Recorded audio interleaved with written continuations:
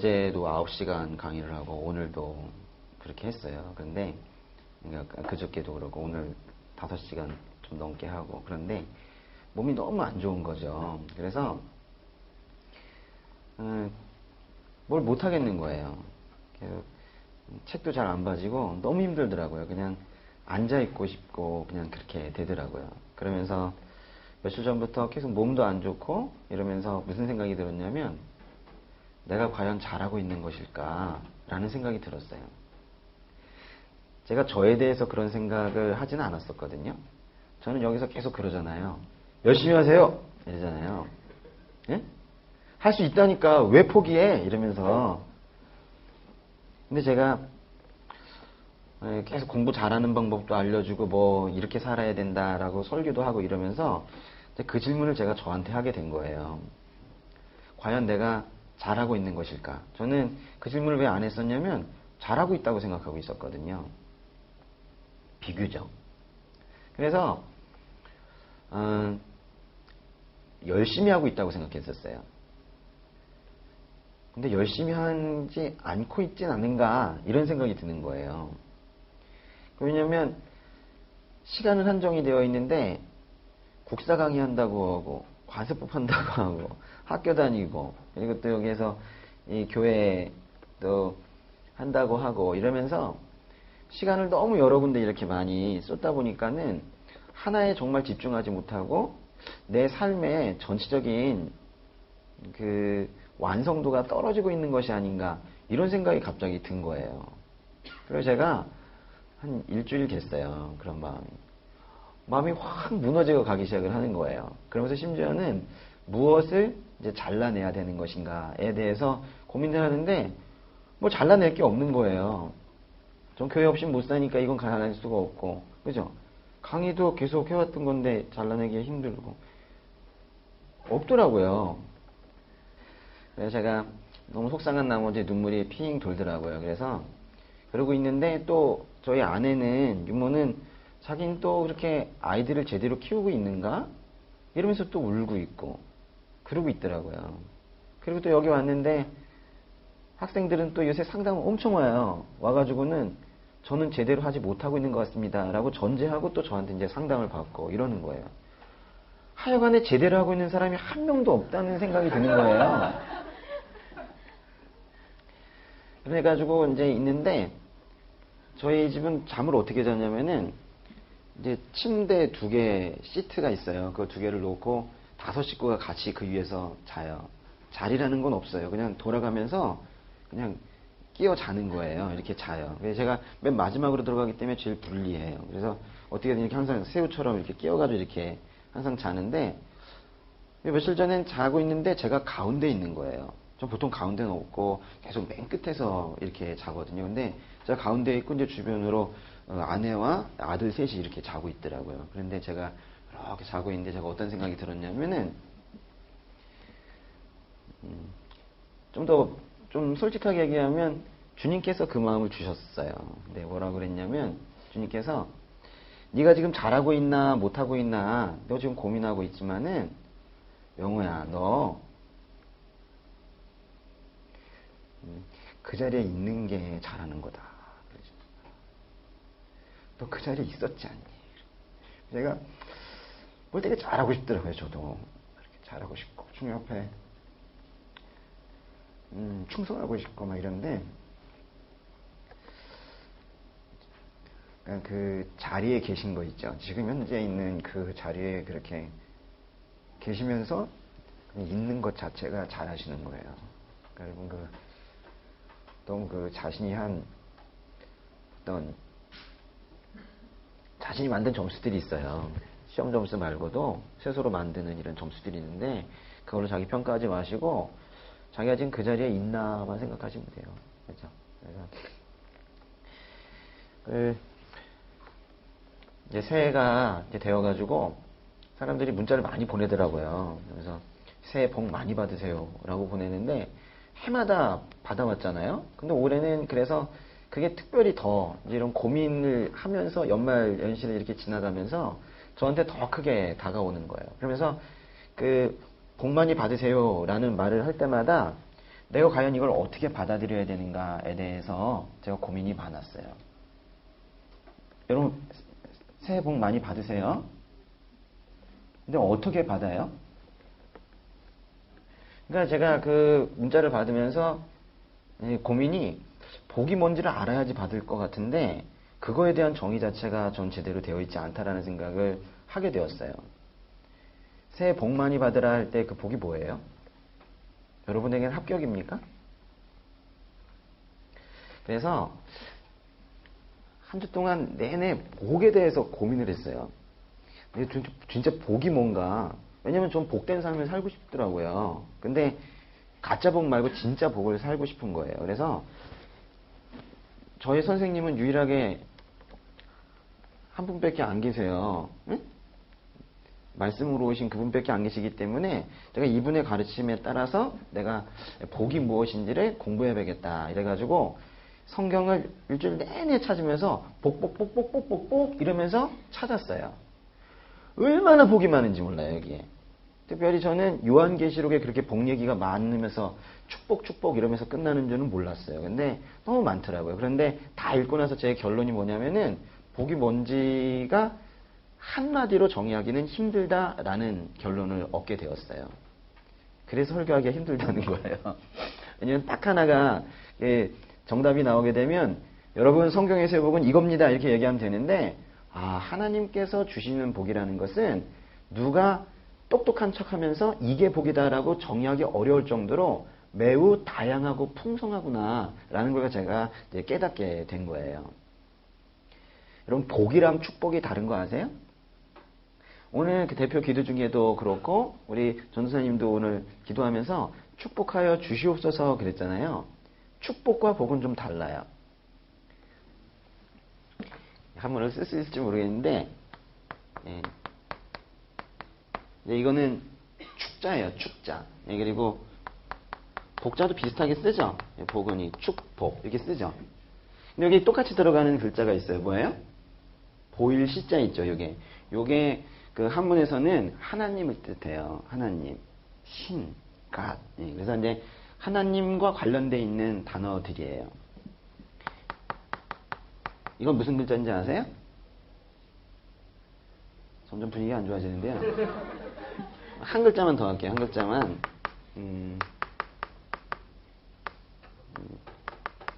이 글자는 뭔지 아세요? 이건 축자고요. 이거 다 똑같이 지금 보일시자 들어가 있는데 다 하나님과 관련되어 있는 한자들이에요. 이건 축자고, 이건 복자고, 이건 기자고, 이건 도자고. 축복 기도라고 쓴 거예요. 축복 기도. 그래서 목사님들께서 마지막에 그 예배 끝날 때 하시는 거를 축도한다 그러잖아요. 이제 이 두 글자를 딴 거예요. 그러니까 축복 기도는 축도는 축복 기도를 줄여서 하는 게 바로 축도예요. 그러니까 우리는 축복이라는 말을 많이 쓰고 있는데 보면 이런 말도 쓰고 있어요. 기복이라는 말도 쓰고 있죠. 근데 우리는 축복이라는 말은 매우 좋은 말처럼 얘기하면서 기복 그러면 그거 기복신앙 아니야? 그러죠. 똑같은 표현인데 축복도 복을 빈다는 뜻이고 기복도 복을 빈다는 뜻이에요. 그리고 비슷한 걸로 구복이라는 게 있어요. 구복, 구한다는 거예요. 그것도 복을 구한다는 거예요. 축복이나 기복이나 구복이나 다 복을 비는 거예요. 다 똑같은 거예요. 뭐가 좋고 안 좋고가 없어요. 근데 이제 우리가 이제 언어의 사회성이라는 게 있는 거지. 그죠? 기복이라는 걸 이제 나쁘게 쓰기 시작을 한 거예요. 그러나 의미는 똑같아요. 다 복을 빈다 이거예요. 복을 누구에게 빌어요? 하나님께 빌지요. 왜? 하나님이 복을 주시니까. 보세요. 복의 근원은 하나님이시잖아요. 그렇죠? 하나님에게서 복이 나오는 거거든요. 그러니까 복을 주실 수 있는 유일한 분은 하나님이시니까 하나님에게 복을 내려주세요 라고 하는 게 축복이에요. 그러면 이 말이 맞나 볼까요? 하나님 축복하여 주세요. 하나님 복을 빌어주세요. 누구 다른 신에게. 이상한 말이죠. 그래서 하나님께 축복해달라는 말은 사실은 틀린 말이에요. 그죠? 하나님께는 복을 내려주세요 라고 하는 것이고 축복은 누가 하는 거예요? 우리가 하는 거예요. 우리가 나를 위해 또는 옆에 있는 누군가를 위해서 축복하는 거예요. 복을 비는 거예요. 누구에게? 하나님께. 그러니까 이런 말도 틀리죠. 내가 너를 축복한다 라는 말은 어쩌면 맞을 수도 있고 틀릴 수도 있고 그래요. 근데 마치 자신에게서 복이 나아가는 것처럼, 복의 근원인 것처럼 얘기하면 안 되겠죠. 사람은 복의 근원입니까? 아니죠. 복의 근원은 누구예요? 하나님이시죠. 그런데요, 우리 성경에 복의 근원이라는 극찬을 받은 사람이 한 사람이 있어요. 오늘 말씀에 있어요. 창세기 12장은 이제 아브라함에게 하나님께서 처음으로 말씀하시는 장입니다. 12장에 내 고향 내 친척 내 아버지 집을 떠나 내게 보여주는 땅으로 가라 그랬어요. 그러면 2절 같이 읽어볼까요? 2절 내가 너를 큰 민족으로 만들고 내게 복을 주어서 내 이름을 크게 할 것이니 네가 복의 근원이 될 것이다 그랬어요.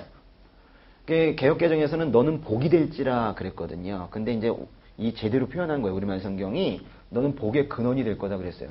아니 사람은 복의 근원이 아닌데 그렇죠.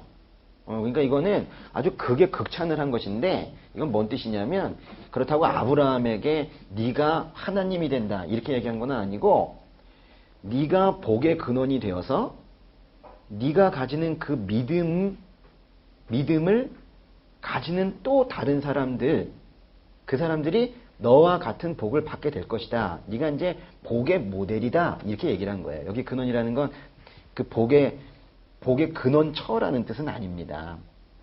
그러면서 이 부분을 그 바울이라는 사람은 뭐라고 얘기를 했냐면 이 표현도 한번 찾아볼게요.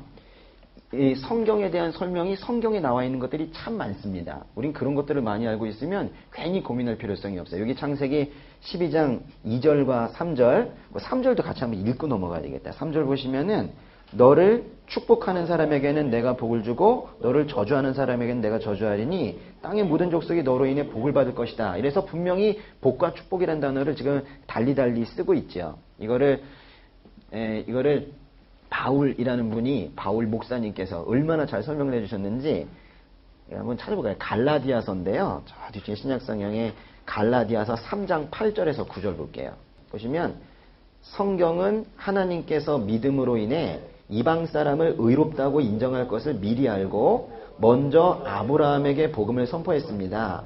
모든 이방 사람이 내 안에서 복을 받을 것이다. 그러므로 믿음에서 난 사람들은 믿음이 있는 아브라함과 함께 복을 받습니다. 그리 쉬운 문장은 아닌데요. 여기 중요한 건 뭐냐면 그 3장 8절에 맨 끝에 이렇게 끝났어요. 모든 이방 사람이 내 안에서 복을 받을 것이다. 그러니까 아브라함 안에서 복을 받을 것이다. 그리고 맨 끝에는 아브라함과 함께 복을 받는다라고 했어요. 여기서 이 아브라함은요, 예수님의 모델로 쓰인 거예요. 예수님의 모델로 등장을 한 거예요. 그래서 이 표현을 담아서 우리가 어떻게 얘기하고 있냐면 바울도 계속 이제 이 표현 이후에는 아브라함 자리에 예수님을 넣어서 말을 하고 있어요. 그래서 예수님 안에서 복을 받는 것이고 예수님과 함께 복을 받는다라고 표현을 한 거예요. 오늘 아까 우리 했던 찬양 중에 이 표현이 다 들어가 있는 게 있었는데 내가 그리스도와 함께 십자가에 못 박혔나니 그죠? 내가 그리스도 안에 사는 거라고 그랬잖아요. 뭔가 여기에서 느낌만 아시면 돼요. 지금 뭐 정확한 어떤 논리가 아니라 이게 뭔가 복을 받는다는 것은 예수님 두 가지가 함께 닿아야 돼. 예수님 안에서 받는 것이구나. 또 예수님과 함께 받는 것이구나. 라는 생각을 좀 하고 계세요. 이제 계속 성경에서 어떤 복이 나오는지 한번 볼게요.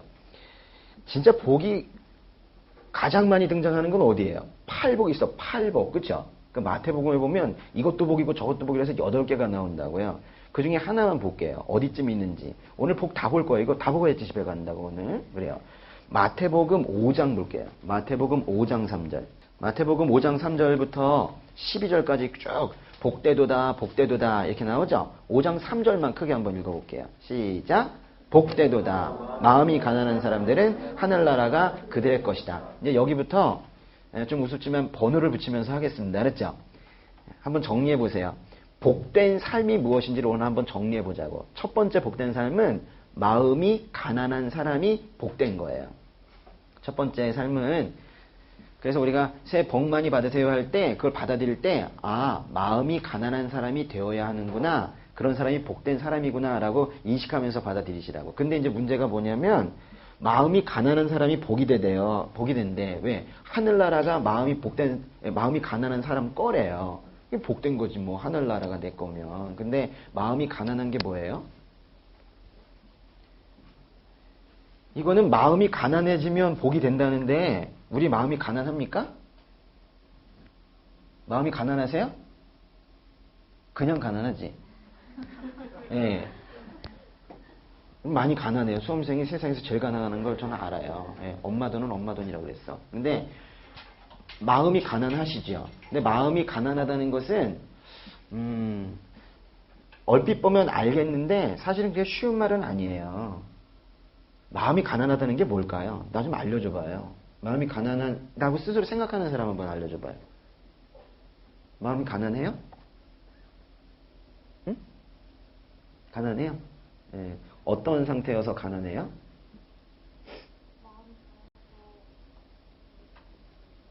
뭘 자꾸 구해요?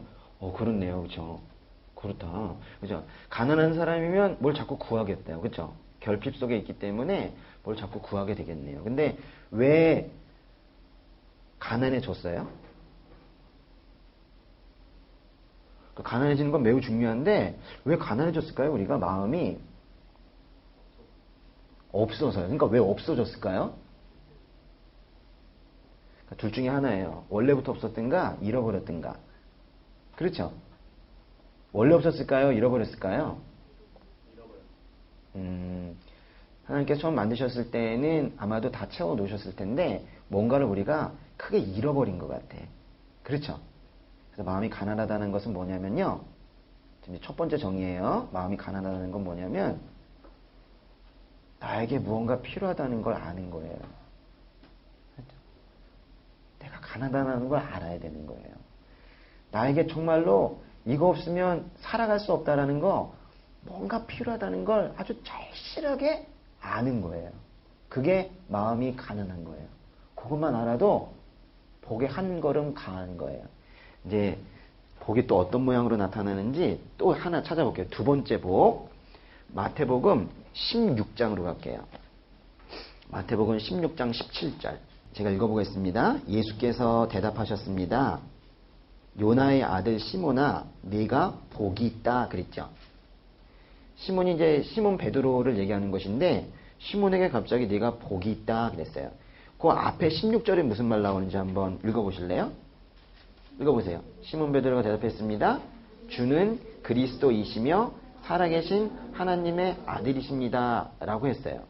복의 조건으로 또 하나 나온 게 뭐냐면 뭔가를 시몬 베드로가 얘기를 했는데 예수님께서 들어보니까 너 복 있다 야 이렇게 지금 얘기를 한 거예요. 지금 시몬 베드로가 도대체 뭘 했길래 지금 복 있다고 얘기한 거예요? 주는 그리스도이시며 살아계신 하나님의 아들이십니다 라고 했는데 그리스도가 뭔 의미입니까? 구원자라는 뜻이에요. 그렇죠? 구원자. 그러니까 지금 주는 그리스도이시다 라고 말하는 것 자체가 단순하게 예수님 당신은 그리스도이십니다 라고 하는 것이 아니라 제가 지금 그리스도 앞에 있습니다. 제가 지금 구원자를 찾고 있는데 구원자를 제가 지금 만났습니다 라고 지금 신앙 고백을 하는 거예요. 두 번째는 또 복의 어떤 조건 중에 하나인데요. 나에게 구원자가 필요하다는 걸 고백하는 거예요. 그러니까 첫 번째, 두 번째 거 넘어가다 보니까 이렇네요. 그렇죠? 나에게 뭔가 지금 아주 필요한 게 있는데 라는 걸 지금 정말 배고픔을 느껴야 되는 거예요. 그런데 시몬 베드로처럼 그분이 구원자이신가? 그래서 구원자가 내 가난한 마음을 채워줄 수 있는가? 그래서 그렇게 고백을 하는 것이 지금 복 있는 사람이라는 거예요.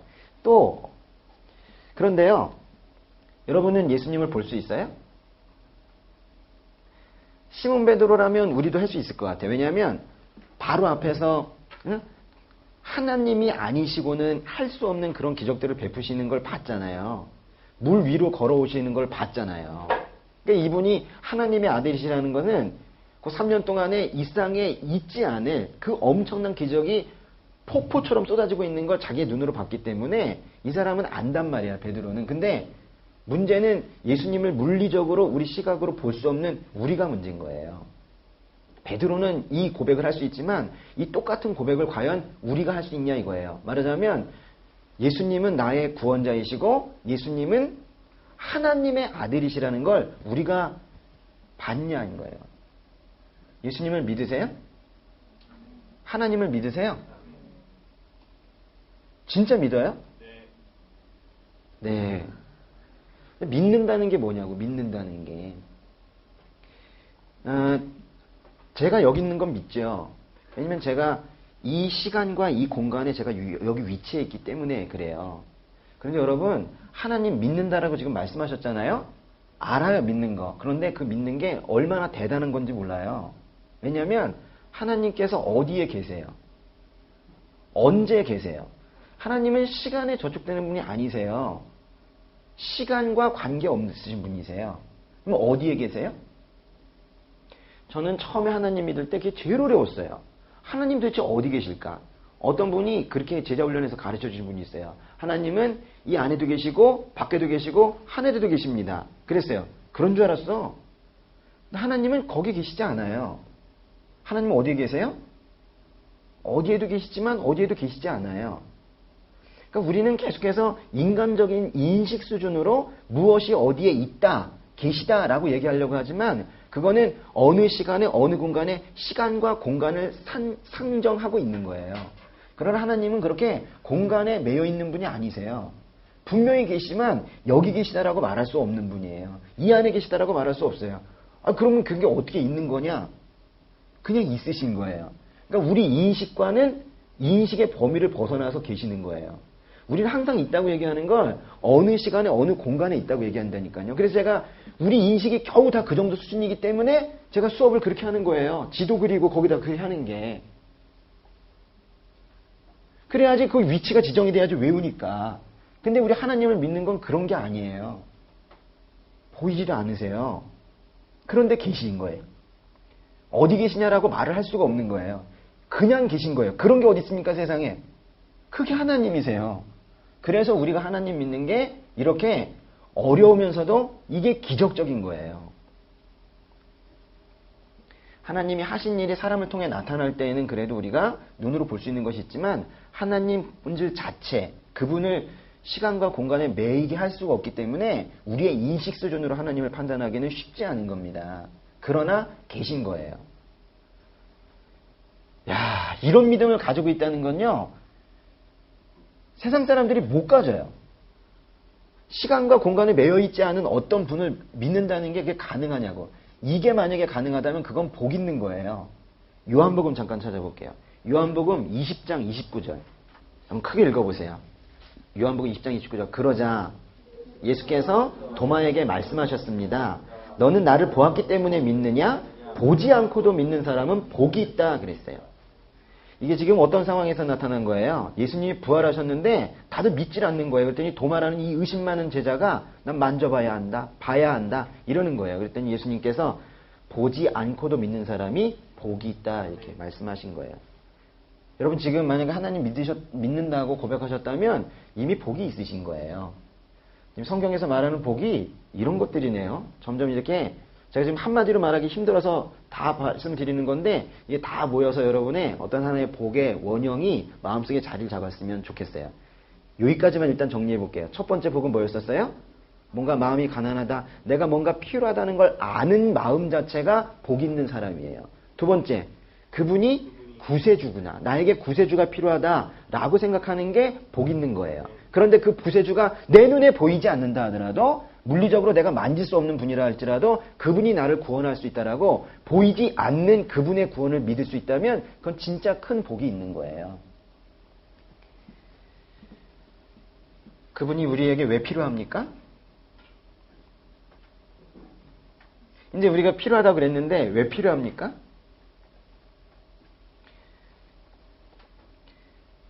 그럼 이렇게 대답하면 좋을 것 같아요. 우리가 죄인이기 때문입니다 라고 대답하면 좋을 것 같아요. 우리에게 구세주가 왜 필요합니까? 우리가 죄인이기 때문이에요. 그러면 구세주가 오시면 우리의 죄가 없어집니까? 그렇지는 않아요. 우리는 죄인으로 태어나서 계속 죄를 짓고 살고 있잖아요. 그분이 우리의 죄를 덮으시러 오시는 것 같아요. 없애지는 못하세요. 그분은 죄를 미워하시기 때문에. 그러나 그분이 죄를 덮으시려고 오시죠. 뭘로 덮으세요? 그분의 깨끗함으로, 그분의 의로 덮으시는 거예요. 마치 여기에 지금 이 천으로 이 속에 있는 물건들을 덮은 것처럼 뭔가 이렇게 덮으시러 오신 거예요. 빨갛게 덮으시러 오셨죠. 예. 예수님의 피로 우리의 죄를 깨끗이, 주홍같이 붉은 죄를 하얗게, 흰눈처럼 하얗게 그렇게 만들어 주시려고, 그렇게 죄를 덮으시려고 오신 거예요. 결국 그렇게 주님께서 우리의 죄를 덮어주셨다면 그 사람이 또한 복이 있는 사람이에요. 어쩌면 이것이 가장 중요한 복의 정의일지도 몰라요. 로마서 잠깐 볼게요. 로마서 4장 7절부터 8절까지 읽어보겠습니다. 주께서 불법을 용서하시고 죄를 덮어주시는 사람은 복이 있고 주께서 그 죄를 인정치 않으실 사람은 복이 있다 그랬어요. 주께서 불법을 용서하시고 우리의 죄를 용서하시고 우리의 죄를 덮어주시면 그것만으로 우리가 뭐가 있대요? 복이 있대요. 우리 복을 굳이 찾아다니지 않아도 될 것 같아. 이 정도 보면은. 그렇죠? 이미 우리가 벌써 상당히 많이 복이 있는 사람인 것을 알겠습니까? 좀만 더 볼게요. 그런데도 불구하고 우리는 분명히 용서를 받았어요. 맞습니까? 근데 여러분 왜 두려워하고 긴장하고 그러고 계세요? 그리고 제가 아까 힘들어했다는 것처럼 왜 나는 이 모양일까 이러고 살고 있지요? 그러니까 분명히 용서받았다라고 고백을 하면서도 또 돌아서는 자기가 자기 평가 또 하고 있는 거예요. 난 왜 이렇게 살고 있나? 응? 왜 이게 잘 안 되나? 나는 왜 주님 앞에 떳떳하지 못한가? 이러고 있잖아요. 그러면서 계속 자기가 자기 평가하고 자기가 마치 세상의 심판자가 된 것처럼 그렇게 하고 있죠. 정죄. 자기 정죄 지금 하고 있잖아요. 그러니까 주님께서 내가 너의 죄를 용서했다라고 하면 분명히 복된 사람인데 그 복을 갈아엎는 거예요. 어떻게? 자기 정죄해서. 그러니까 주님께서 죄를 용서하셨다고 하면 그걸 그대로 받아들인 상태가 되면 복이 있는데 그걸 자기 정죄로 다시 뒤엎어버리면 그건 또 복이 안 된 상태가 되는 거예요. 너무 안타까운 거 아닙니까? 로마서 14장 가볼게요. 로마서 14장에 22절 보세요. 로마서 14장 22절에 읽어볼게요. 시작. 그대가 가지고 있는 믿음을 하나님 앞에서 스스로 견고히 지키십시오. 자신이 옳다고 생각하는 일을 하면서 스스로 자신을 정죄하지 않는 사람은 복이 있습니다. 이 끝부분에 자신이 옳다고 생각하는 일을 한다라는 거를 저는 이번 일주일 동안에 계속 저를 돌아보면서 이게 그 자리에 있는 거라는 걸 저는 알았어요. 자신이 옳다고 생각하는 일을 잘한다는 뜻이 아니에요. 여러분이 있어야 될 그 자리 있잖아요. 그 공부해야 되는 그 자리, 아빠의 자리, 엄마의 자리, 또 딸의 자리, 아들의 자리, 그죠? 그 자리 있어요. 지금 주어진 자리들이 있단 말이에요. 거기에 있으면 자신이 옳다고 생각하는 일을 하고 있는 거야. 그러면서 스스로 뭐 하지 말래요? 자신을 정죄하지 말래요. 그런 사람이 뭐가 있대? 복이 있다는 거예요. 그런데 우리가 이렇게 하나님 믿고 살고 있는데도 불구하고 그래서 이제 좀 잘 따라가고 있는 거예요. 아, 하나님께서 나의 죄를 덮어주셨구나. 나 복이 있구나. 나는 이제 떳떳하게 하나님의 자녀니까 나 스스로 정죄하지 말고 당당하게 살아야지 정죄하지 않아야 사실 죄에서 벗어나거든요. 이렇게 하고 있는데 자꾸 시험이 안 돼. 자꾸 돈이 궁해져. 그리고 나 예수님 믿는다고 가족들이 싫어해요. 이러면 또 복이 어떻게 된 거예요? 이런 복이 있는 거예요? 없는 거예요? 야고보서 갈게요. 야고보서 약이라고 되어 있을 거예요. 약. 야고보서 1장 12절. 크게 한번 읽어보겠습니다. 시작. 시험을 견디는 사람은 복이 있습니다. 이는 그가 인정을 받은 후에 하나님을 사랑하는 사람들에게 약속된 생명의 면류관을 받을 것이기 때문입니다. 시험을 견디는 사람이 복이 있대요. 시험이 없는 사람이 아니에요. 알겠죠? 시험을 견디는 사람이 복이 있다는 거예요. 그런데 그것이 만약에 자신의 죄에 의한 그런 고난이 아니라 만약에 예수님을 믿는 그 하나 사실 때문에 그런 고난을 만약에 받고 있다면 그건 더욱더 복된 거예요. 맞습니까? 제 말이 아니에요. 또 한 군데 볼게요. 베드로전서, 백전 이렇게 돼 있을 거예요. 베드로전서 3장 14절.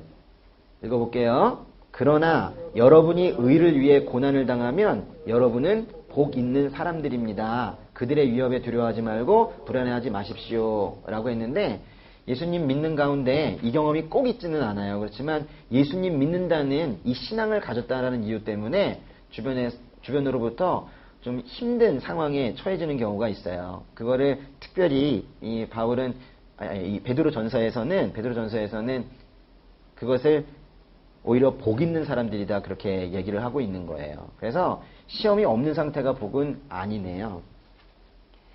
마지막으로 한 군데만 더 찾아볼게요. 예수님께서 십자가에 이제 달리실 때 십자가를 지고 갔죠. 맞습니까? 십자가를 지고 가셨어요. 이제 가시는데 워낙에 채찍질을 많이 당하시고 그래가지고 몸이 쇠해진 상태이기 때문에 그 골고다 언덕을 십자가를 지고 가시기가 좀 어려웠어요. 그래 가고 있는데 자도 못 가시니까는 근데 당시 이제 시골에서 이제 올라온 구레네 사람 시몬이라는 사람이 있었어요. 그랬더니 그 경비병이 너 일로 와, 네가 대신 지어라. 이래가지고 그 시몬이라는 사람이 예수님의 십자가를 대신 지고 이제 올라가게 되어 있어요. 그 광경을 보면서 십자가도 지지 못할 만큼 몸이 쇠해진 그런 예수님을 보면서 다들 얼마나 가슴이 아팠겠어요. 하나님의 아들이 채찍질 당하고 침뱉음을 당하는 거 보면서 얼마나 가슴이 아팠겠어요. 제일 가슴이 아팠던 건 누굴까? 옆에 보고 있던 사람들 다 가슴이 아팠겠는데 마리아 아니었을까요? 뭐 다 보고 있었겠죠. 그러면서 그 옆에 있는 마리아를 포함한 또 다른 예수님께서 생명 주신 그 사람들이 그 광경을 보면서 막 울고 있었어요. 특별히 뭐 남자들은 눈물을 참았는지 모르지만 그 자매들이 그렇게 많이 울고 있었어요. 그러니까 예수님께서 그 골고다 언덕 올라가시면서 뭐라고 말씀하셨냐면 이건 사람들이 잘 모르더라고. 올라가시면서 말씀하신 게 있어요. 오늘 그거 한번 읽어보려고요. 누가복음 23장 29절. 오늘 읽는 그 성구 중에서 제일 어려운 말인데요. 누가복음 23장 29절 한번 읽어보겠습니다. 시작. 너희가 임신하지 못하는 여인과 한 번도 아기를 갖지 못한 태와 한 번도 젖을 먹이지 못한 가슴은 복이 있다 라고 말할 때가 곧 올 것이다. 우리가 보통 때 생각하던 복과는 완전히 반대인 것 같아요. 지금 어떤 사람이 복이래요?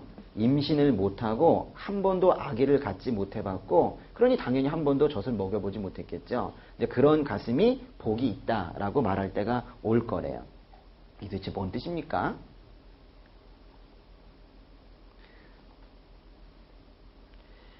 예수님께서 마지막으로 가시면서 뭐라고 그랬냐면 자신을 위해서 울고 있는 사람들에게 위로를 하면서 이렇게 말씀을 하신 거예요.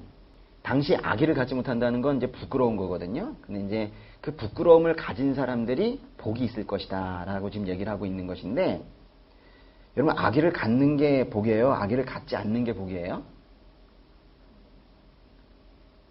여긴 지금 예수님께서 마지막으로 하신 복에 대한 말씀인데 아기를 한 번도 안 가져본 게 복이라시잖아요. 네? 우리가 보통 생각하기로는 아기를 갖고 뭔가 이게 가지면 복이라고 하는데 아기를 갖지 않고 한 번도 아기를 가져보지 않고 젖도 먹여보지 않은 걸 지금 복이라고 말씀을 하시는 거잖아요. 그거 그 아기를 갖는 게 복 맞아요. 그런데 지금 거꾸로 말씀하셨죠. 만약에 집에 먹을 게 좀 있고요. 그리고 세상도 평안하고 이러면은 아기를 갖고 있는 게 좋을걸요? 근데 만약에 전쟁이 일어났어요. 6.25 전쟁이다 그랬어요. 6.25 전쟁 터지던 1950년 6월 25일 그때 아기가 태어났어요. 이건 정말로 불행한 일이에요. 그렇죠? 차라리 안 태어나는 게 나아요. 그때 걔가 제대로 자랄 수가 있습니까? 엄마도 힘들고 피난 가기도 힘들고 그렇죠. 그러니까 이 아기를 갖는다라는 것은 항상 복이 되는 게 아니에요.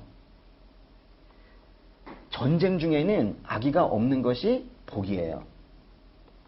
주님께서 가시면서 뭐라고 말씀하셨냐면 내가 간 이후에 이제 죄악이 가득 찬 세상이 올 것이다 라고 말씀하셨어요.